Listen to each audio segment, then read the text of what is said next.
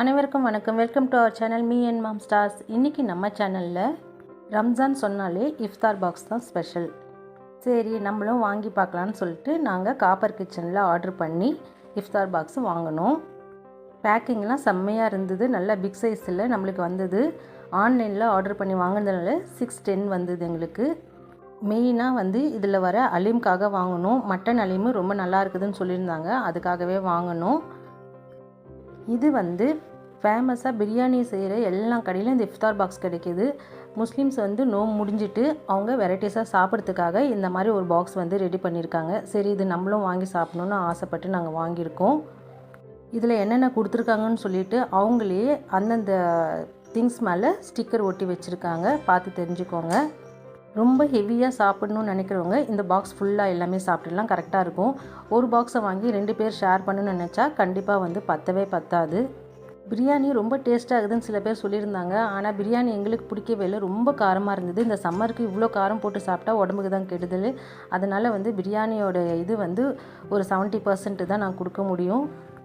ஹலீம் நம்மளுக்கு பிரெட் அல்வா கொடுப்பாங்க இல்லையா, அந்த மாதிரி கண்டெய்னரில் தான் கொடுத்துருந்தாங்க. ரொம்ப கொஞ்சம் கம்மியாக தான் இருந்தது. அதில் பட்டையோட ஃப்ளேவர் ரொம்ப தூக்கலாக இருந்தது, சாப்பிட்றதுக்கே ஒரு மாதிரி இருந்தது. இந்த பேட்ச் செய்யும் போது பட்டையோட அளவு அதிகமாக போட்டதுனால அப்படி இருக்குமோ என்னவோ தெரியல. அதுக்கு முன்னாடி சாப்பிட்டவங்களோ இதுக்கப்புறம் சாப்பிட போகிறவங்களுக்கு எப்படி இருக்குன்னு தெரியாது எங்களுக்கு. எங்களுக்கு பாக்ஸில் பட்டையோட ஃப்ளேவர் ஹலீமில் ரொம்ப அதிகமாக இருந்தது. ஹலீம் 60-70% ஓகே. கிழி பரோட்டான்னு ஒன்று கொடுத்துருந்தாங்க.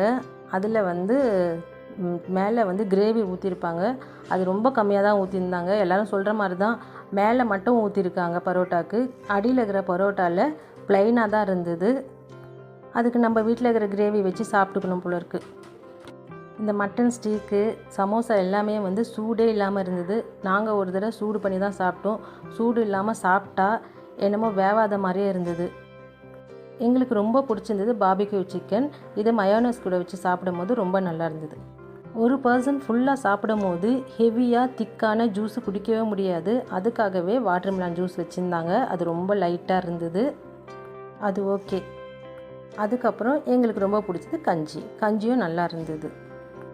எங்களை பொறுத்த வரைக்கும் 610க்கு இவ்வளோ தானான்னு தோணுச்சு.